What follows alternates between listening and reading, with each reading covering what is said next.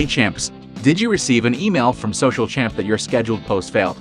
If you're wondering what might have gone wrong, then here are a couple of steps you can take to locate your failed post within Social Champ and communicate it to the support team for further help.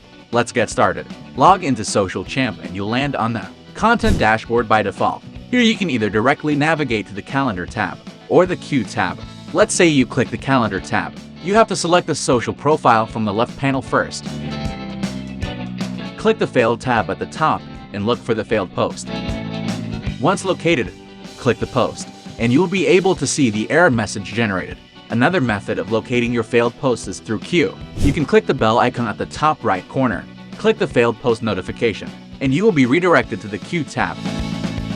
If that doesn't work for you, simply click the Queue tab from the left panel. First select the social profile from the left panel, and then click the Failed tab at the top. To view all failed posts of the social profile, scroll till you find the post you're looking for. This is an important step. Once you have located your failed post, simply take a screenshot and send it to us either over live chat or email support@socialchamp.io. As soon as a representative is available, they will assist you with your query.